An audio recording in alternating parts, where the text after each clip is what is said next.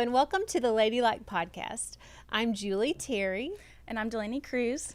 And today you may notice that we're in a little bit of a different setting. New set, who this? Yeah. Ladylike. Ladylike. So yeah, we feel a little more like this is our vibe. Yeah, it's a little more casual. Yeah, we get to sit on a couch and be all cozy. So so let us know what you think. But we are enjoying it so far. And I guess we're in a new series, so it's time for a new set, right? Oh yeah. So we have talked about so many things in our podcast so far that have to do with parenting, motherhood, adulting, marriage. And so it's really kind of fun that we're turning a corner a little bit. And today we are starting a little series that we're calling Things I Wish I Knew. Yes, Things I Wish I Knew, because there are certain things that, as we say, this is sort of like Titus 2. Yes. Titus 2 Live is basically what our podcast is. And so, the Bible instructs us, older women train younger women to love their husbands and children, to be kind, to be keepers at home, etc. And so one of the ways that, I feel like I can do that the best is by just saying, these are some things that I wish I had done better, or I see that it really would have helped me if someone had come along and mentored me in this way. So I'm definitely thankful for all of the ways that ladies have poured into my life. And I'm not complaining or anything. The Lord knows what he was doing. But I'm glad to have this opportunity, and hopefully that today's episode it is going to be something I feel like that really could be just an encouragement and useful. So our episode today is called Things I Wish I Knew About Friendship. Yes. And so, Delaney, you were just saying that right outside our set as you came in. As I was walking in the door today, were 3 women talking about making friends. It was the craziest thing. I'm walking into the studio door and they're like, "This is how I make friends." It's like, wow, what a fun sign that we're doing a good job right now. Right. And so there's so many women I hear that just talk about this struggle of feeling isolated, alone, not feeling like they're included, or just that they know they should be building relationships with people, but for so many different reasons, it's not happening. Right. And so, what about you in this season of your life? Do you feel like you are needing to branch out more, or do you feel like you're pretty set? No, I love making new friends. Okay. I love making new friends so much, but it is probably one of the hardest things to do when you're in your mid to late 20s, because you're out of all school, so there's not always a big gathering of people who are your age happening just every single day of the week like there would be if you were in high school or college or anything of the sort. So you really kind of have to go out of your way to try and make friends in this age. And Landon and I, we love making couple friends that are married without kids, because I think it's important to have friends outside of the parameters that you're in life right now. Like, we don't have kids, but it's fun to have friends that do have kids. But we also like having friends that are right where we're at. So right now we're trying to, this is so embarrassing, we're trying to become friends with this couple.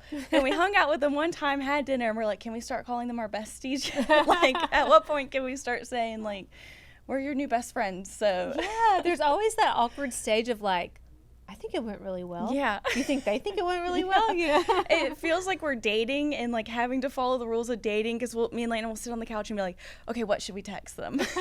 We had so much fun, and then like we want to invite them out again, but we're like, we got to make sure it's a situation where they can't say no, because we don't want to face rejection. Just well, at least you're walking through this together, right? It's like we're following the rules of dating now. It's so funny. That is funny. Well, and so the first thing that I thought we could jump into is, and basically we have 5, just full disclosure, right? So I have to have, some sort of a guide, or I'll lose track of what we're talking about. The first thing that I wish I knew was that the Bible has a lot of things to say about friendship. Yes, it does. And I was thinking about how I knew and I was growing a lot and I knew a lot of what scripture said, but I didn't think about applying it to the relationships I had with other young women when I was, early adulthood, even sometimes in my college years. And so just to like give people kind of a foundation, why don't we read through a few passages that are very relatable to friendship? Okay.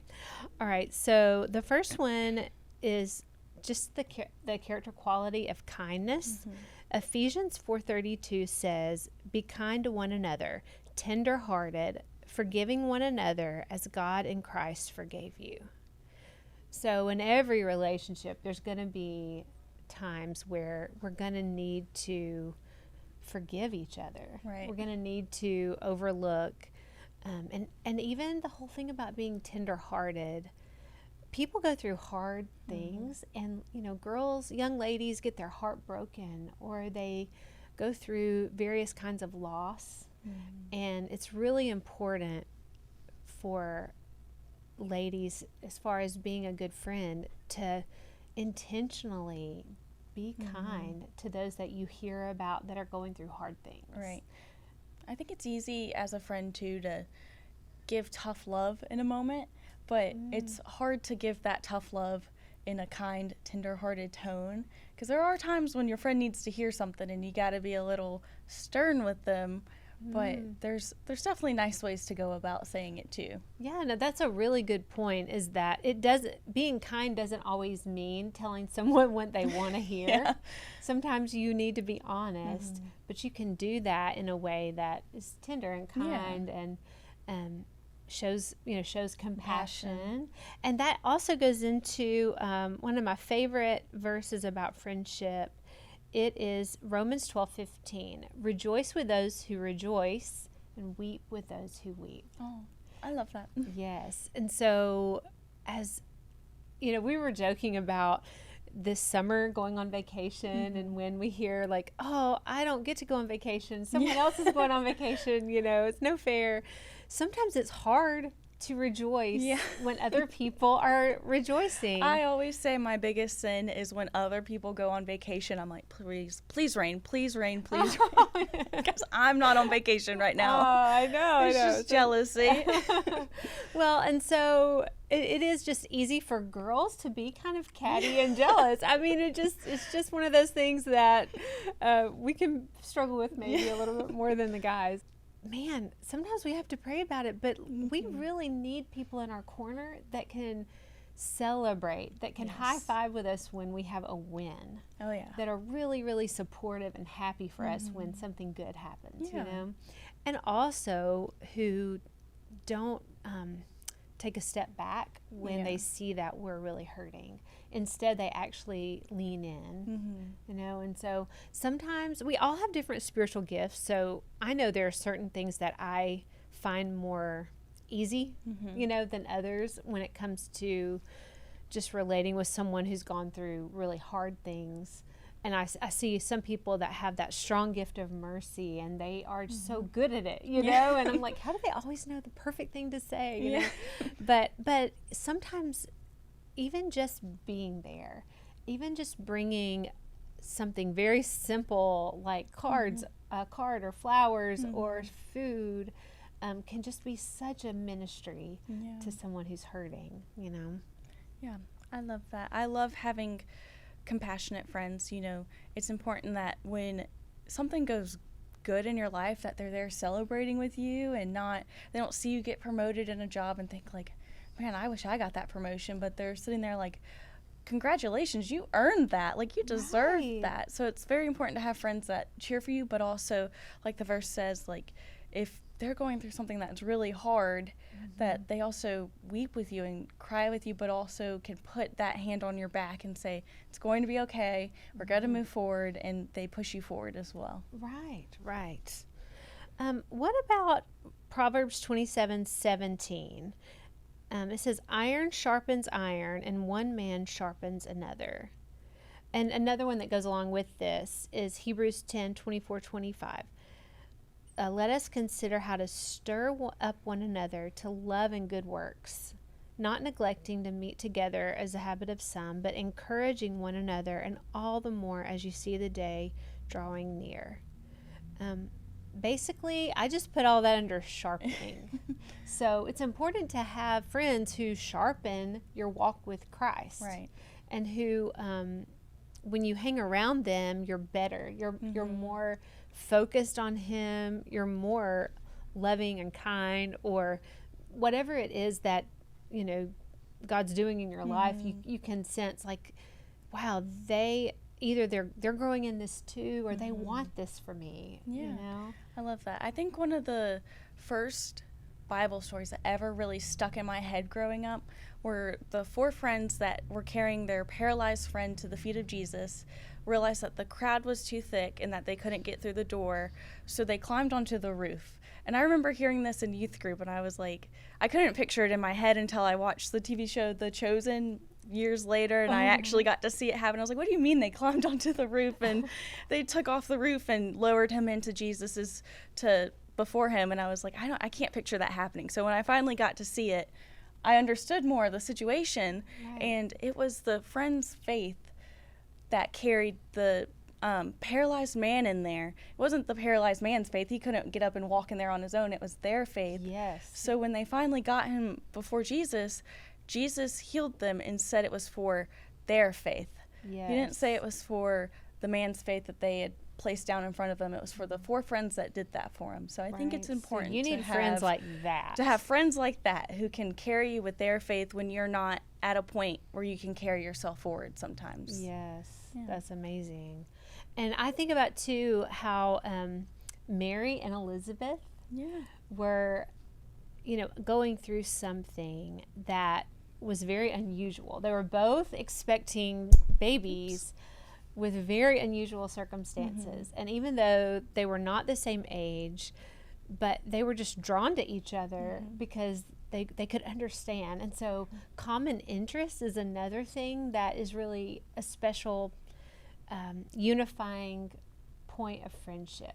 And so C.S. Lewis talks about how friendship is usually born when something outside of yourself is interesting to both of you. Like maybe you both look at a beautiful piece of art and you both say, oh, you love that too. Yeah. I'm not quoting it exactly right, but yeah, that is so many friendships are born of just simple common interest. Yes, but sometimes it's even situations like Mary and Elizabeth had, or like a mission trip you go on together, or even I remember going to the same restaurant or going to restaurants in the same city for a few years, and on our anniversary, and we would run into the same couple, and we were like, hey, like it was so funny because we were like, wow, I think I had like gone to high school with her or something, but hardly knew her, and then it was like,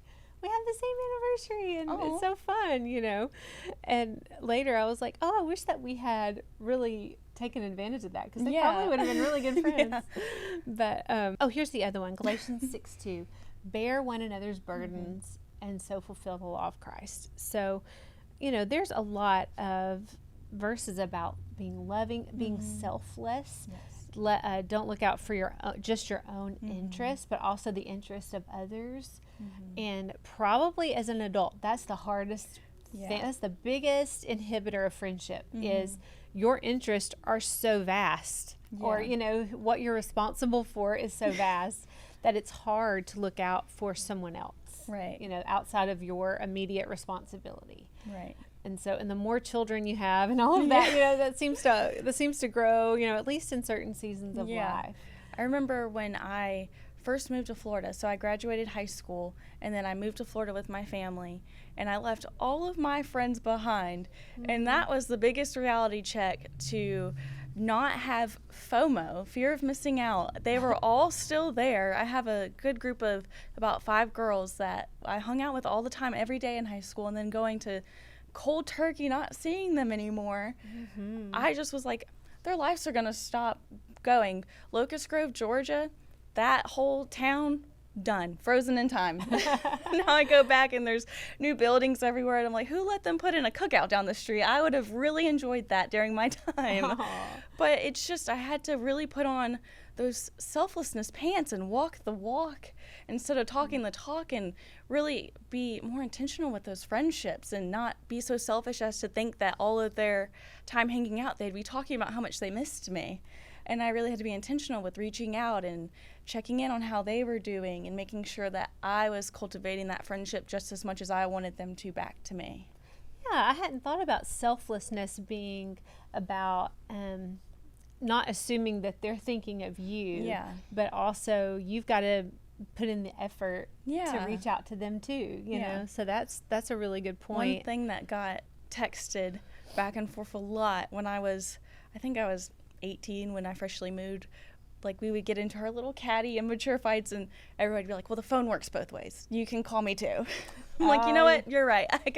Really put me in check with that one. Yeah. Well, and you know, it's good that you had a good enough relationship where you knew that they meant that in love. Yeah, you know? in love. So what do you think about having different levels of friendship? Because I know that but the Bible says that we're called to love each other equally, but there's different instances in the Bible where some relationships were tighter than others, and even Jesus had different relationships that were closer connected than others. So what do you have to say about that? Absolutely, yeah. Okay, so that is definitely another thing I wish I'd known. I wish I'd known that different levels and depth of friendship is okay. Yeah. And actually, Jesus modeled that for us, like you said, because he was available and ministered to the multitude of people. I mean, he would have thousands of people around him and following him, but he chose 12 to really pour into and really befriend and do life with. And even more than that, sometimes he would pull away with only Peter, James, and John. Yeah. And they would pray privately, or they would get to experience some things that the rest did not. Right. And so, you know, God, even though he loves and has a special plan for every single one of the people, even in the multitude, Jesus was our example that humans need that intimate interaction with just a few. Even he did. Yeah. And so when I was in college, I remember feeling that obligation to just include everyone and every opportunity to hang out or whatever, and then I didn't find myself getting that close with very many people, because I was always with like 10 or 11 people, you know. And so I wish I had understood that principle better, that it's actually really healthy to take time to get to know a few people and let them into your world a little more with just a few, you know. And something I think that's comfortable about hearing that about Jesus being close to some and how that's okay is on the other side of the coin. Let's say you were in the 12 and you saw how close Jesus was to the 3. That's not a great feeling to have. There's comparison in that. So you wonder if any of the 12 looked at the 3 and thought, am I not as good as them? Like, what's wrong with me that I couldn't be pulled aside? And I struggle with that, seeing my friends have friends that they're closer with. And it's just really hard to find joy in their friendships without also feeling comparison. No, you're exactly right. Like, even those men struggled with some of those same feelings and thoughts, because James and John, you know, were brothers. Yeah. So their mom even got involved and basically said, okay, Jesus, we have this great idea. Yeah. We think that James should sit on, you know, your right hand and John on your left, or vice versa, you know, when you're in heaven. And Jesus was like, hold on, that's not for me to decide. That's for the Father to decide. Well, what about Peter? You know, he's one of those 3, but he wasn't even included in that whole little scenario. And so, and then later, Peter and John were, Peter was basically told he was going to have a really rough, hard challenge. And his response, as a lot of people's would be, is, what about John? Yeah. You know, you didn't say anything about John going through something hard. Like, is he even gonna die, much less being tortured or something? And Jesus basically said, again, that's not for me to decide. And so what if John lives forever? What's that to you? You follow me. Right. And that is such a good word for women everywhere, that other friendships may blossom seemingly in front of your face with, you know, and you're like, but I could have been such a good friend to her. But God understands everything that we don't. He sees and he knows what he's doing in you or in me by even not allowing us to have some relationships that we really think we want. And the biggest thing we can do is follow him. Right. You know, and sometimes would you say that it's a good idea to speak up and communicate with someone about, you know, wanting to be their friend or something like that? Or, you know, I know that we can't be just totally passive. Yeah. Because then someone won't know that we want to be their friend. I think that's a great question in deciding when and when not to speak up in certain situations.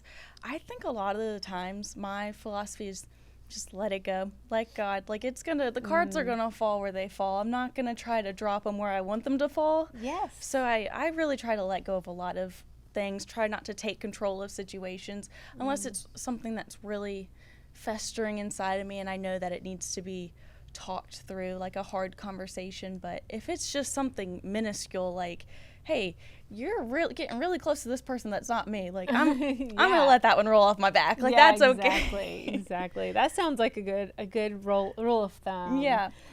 Speaking up to initiate, just hanging out or spending more time together. I think that is one of the big responsibilities of being a good friend, is saying, oh, I'll call you first, or I'll text you first sometimes. I won't always wait for you to call me, you know. So if that's something you're struggling with, like feeling that your friend is growing a friendship somewhere else that doesn't involve you, you can start asking your friend, being more intentional, asking them to hang out and do things. You could also ask them to hang out and to invite that other friend along. Who said that you can't also blossom a friendship with this other person? Exactly. And sometimes that even works a little better, the dynamic of like 3 or 4 instead of just having a one-on-one friendship. Sometimes that even works better. So, and I think another thing that I wish I knew in different levels of friendship is that people come and go in your life all the time and relationships change, and I think you have to allow people and relationships to change, because just because a friendship didn't work at one point in your life doesn't mean that it can't work down the road, because you've given them time for growth and change and different relationships to blossom. So that makes me think of Paul at the end of his ministry, when him and Barnabas split because Barnabas wanted to bring Mark along on their journey, and Paul said, I don't want to bring him along, and that caused a disagreement between Paul and Barnabas. Barnabas took Mark and went off, and I don't remember who Paul took, but he went the other way. And about 10-15 years down the line, I don't know exactly how long, Paul called on Mark and said, you will be useful in my journey, in my ministry. I want you to come with me. So Paul gave Mark the opportunity to grow and to eventually come along and follow him. So it's important to realize that you shouldn't burn bridges or just write people off because it didn't work out one time. And you might meet them further down the line. Yes, that's really a great illustration about just giving someone grace to grow and mature, and maybe even yourself, you know, great. Sometimes people, you maybe try to become friends or hang out with someone, and there's just not a lot you maybe have in common. But like you said, in 5 years, 10 years, it might come back around and you be like, wow, this is a really great friendship that I didn't even, I wasn't even expecting. So that's really wise to not just write someone off as a bad person just because maybe, you don't hit it off in a season of your life. And you also have to think about it from the reverse side of Mark's situation. He also didn't write Paul off, because Mark, I'm assuming, wanted to go with them, and Paul was the one that I'm assuming was kind of snippy, like, he's not coming with me. Right, so that's true, because for a younger person, sometimes they might feel struggle more with bitterness, like, Yeah. oh, he didn't accept me, or Yeah, he didn't so give I'm me not. a chance. So on my second chance with him, I'm going to do the same thing to him. He did. He could have done that very easily. Right. That's really, really wise. And that also brings me into another thing I wish I had known, is that adult friendships are often built multi-generationally. Yeah. And so, if we've talked about, we both grew up in public school. So like Yes. we had every year, we had friends of our same age and grade that we had known for years, most Yeah. of them. And so it was just easy and automatic. Like, well, the next year you just become friends with whoever's in your class that's Right. sitting around you every day, and that's not the only avenue for friendship, but that was the easy, there was always The most people, accessible. the most accessible. And for me, I was an athlete. So the girls on my teams were always, Yeah. easy to be friends with. And so as an adult, when I remember when Zach and I got married, just the transition from the college ministry to like the couples class at church, it felt so quiet in there. and I just didn't know these people very well. Yeah. And I almost felt like, okay, I can't be friends with my college friends anymore, because Yeah. the ones that are not married, because now I'm different. Yeah. I was carrying that stage attitude like into my adulthood. And then when I would maybe be on a serving team or something with a lady who might be 20 years older than me, Yeah. I wouldn't consider her as a potential friend because she was not my age. Yeah. And so, thankfully, somewhere along the line, I learned that, wow, some ladies that are in a different generation than me are so much fun Yeah. and so wise, and really have rejoiced with me, have wept with me. Like, they've celebrated so big when one of my kids found out where they got into college. And, like, they've Yeah. just really been thoughtful when I was grieving, and known how to talk to me about things in a way that maybe people my own age wouldn't understand. Yeah. And so it's been so valuable to have friends that are kind of have already gone through some things that I Yeah. haven't gone through yet. That is extremely valuable. And I think this is probably a topic for a whole different podcast, but I really think that there's a sense of professionalism that comes along with biblical discipleship, that you feel like you can't define a relationship between an older woman and a younger woman as a friendship. It's almost like, this is discipleship, this is mentorship, we can't be friends. Yes. That seems like a whole different topic to delve into, but it's just interesting that when you finally can break through those walls and start defining each other as like true friends and seeing each other that way, that it can be so genuine and sweet. Yes, that's really true, because I think it's real easy to put everything in like a department or something Yeah. official, Yeah. But so many people in Scripture, most of the women friendships are people like Ruth and Naomi. They are not the same age, Yeah. but they really helped each other out in a pinch, Yes. and they were family and friends. Yeah. And a lot of multi-generational relationships happened there, back in biblical times and in the Jewish culture, because if a young woman wasn't married, she stayed living with her parents until she did get married. And if a man did get married, he would build a room on top of his parents' home. And so different generations hung out together a lot, and so they just, of course, they became friends. Yeah. And I'm sure they had some different, dynamics going on, but it can really be a beautiful thing that adds a lot to your life, I agree. to just let yourself be opened up. And I love that we've become friends. I know. And having children now that are like young adults, it really has, it's like it kind of keeps me young in a sense. Yeah. I mean, I know I'm still not that young, but it's funny. Even the other day, one of my daughters texted me something, and I literally had to ask her to like interpret. And it was just like not a big deal. It was just a reaction. But I was like, what does that mean? Does that mean thank you? And she was like, yes, Mom, that means thank you. You know, I was like, okay, why didn't you just say thank you? Yeah, You know, that's so funny. That makes me think if you haven't been watching since the beginning, you're not going to understand. But I made my protein pizza last night, and I thought of you that has the cottage cheese face. Oh, yes, yes.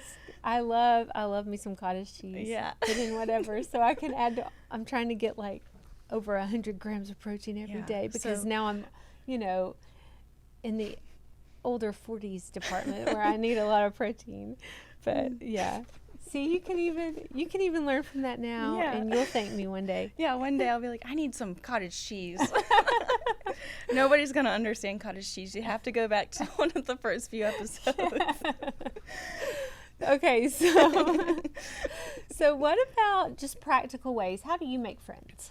That is a great question because right now I am in the process of trying to make new friends. Like, this was my big goal for the year. You can ask Landon, what is my goal right now? It is to make friends. Aww. So I have started going to some workout classes that have girls my age because there's not a ton of groups, I feel like, in the area that have developed yet, but if you have groups in your area, definitely go to them. I know Jacksonville has a lot more groups, a lot more Bible groups, Bible studies, workout groups. So I even saw one day, I think I must have been talking about this, so you know your phone kind of picks up on things and you start getting these advertisements.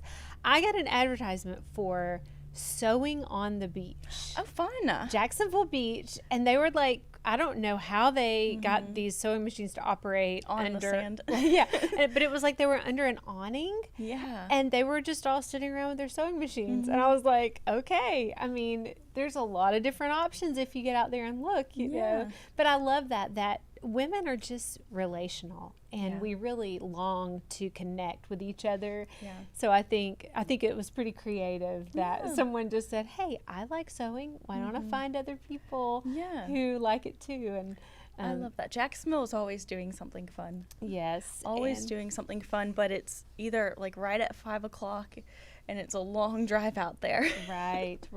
Well, and I think a big hurdle about making friends is that we just get tired, you know, as adults, and we just say, well, I mean, I could put myself out there tonight, but I'm really tired, and I don't think I'd be much fun, and so I'll wait till the next time, and then before you know it, you know, you just haven't gone. And so I would think that just joining something that you could go to regularly is important, just because if you only meet someone one time, then it's not going to go very far, you know. And even if it also just going is important, because I went to my second Pilates class last night. It was in Wildlight. Thankfully, I got to go in Yulee, somewhere close by.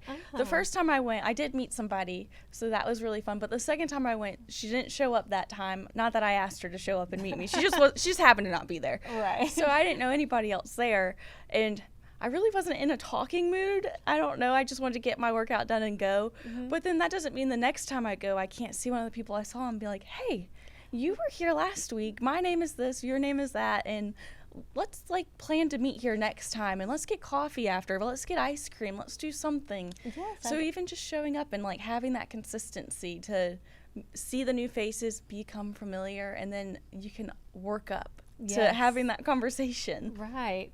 I've been impressed with my youngest daughter this summer. She knows some girls who graduated last year, and basically they've all started going to this Monday evening young adult thing in Jacksonville. But then it's like gotten to where about 3 or 4 of them have gotten to know each other, and then one of them has some college friends that have come to stay with her, and last night they got together and had a bread night.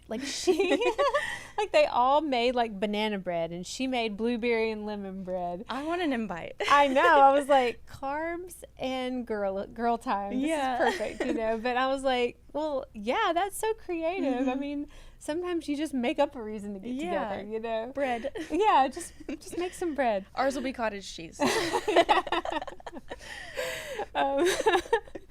And so, wow, I'm going to have to get your recipe for your cottage cheese pizza. But what about, let's see. Okay, the last thing, I guess we've already kind of talked about it, but I do wish I had known that it's going to take a lot more intentionality to maintain friendships as an adult than it did growing up. Yeah, you a know? lot more intentionality, a lot more consistency. Like I said, just showing up and being a familiar face, and a lot of self-encouragement. Even like, don't get discouraged if you ask them to hang out and they have something with work or they have already something planned and they can't go.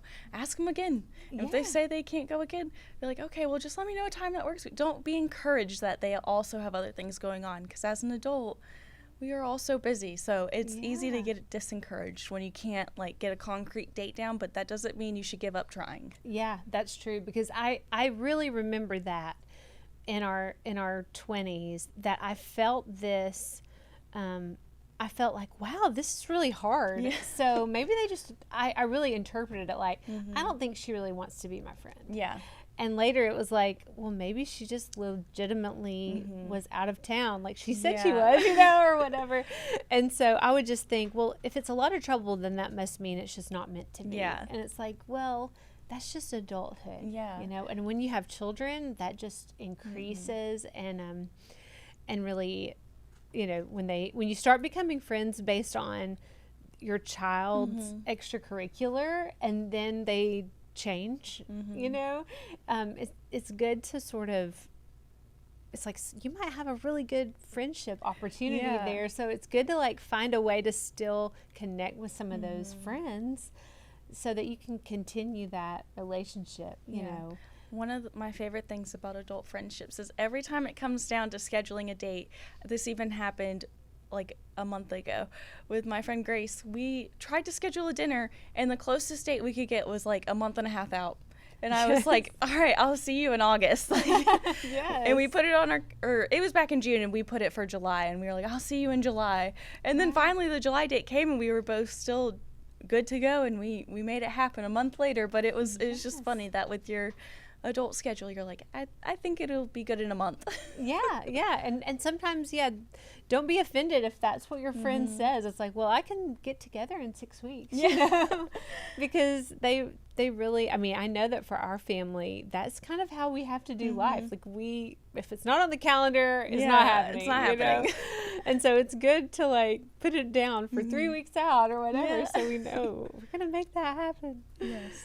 All right. Well, I hope that, you know, you've enjoyed this conversation we've had about friendship. And before we go, is it okay if I just pray for you and for the ladies that may be listening about just connecting with other ladies and building some friendships? I would love that. Okay. All right. Let's pray.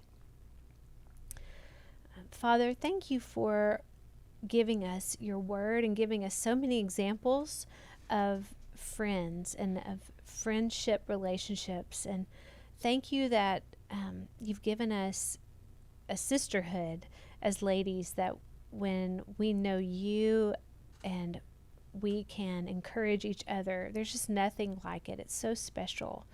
I pray for boldness for some ladies who might really know that they need friendships but have been slow to reach out. And I pray for patience, compassion, and I pray for these outgoing ladies who find it very easy to meet new people. I pray that they would recognize someone who might just need a little nudge or an invitation so that they can start a new friendship. I pray that anyone who feels overlooked, Lord, would realize that you see them and you love them. And I pray that they would see ways that they can put themselves out there and meet new friends, Lord. Let us all realize that it's not because there's something wrong with us that we might struggle in friendship necessarily, Lord, that it might just be that it's not the right time, or that there's something that you just want us to start doing when it comes to just putting ourselves out there that is really simple.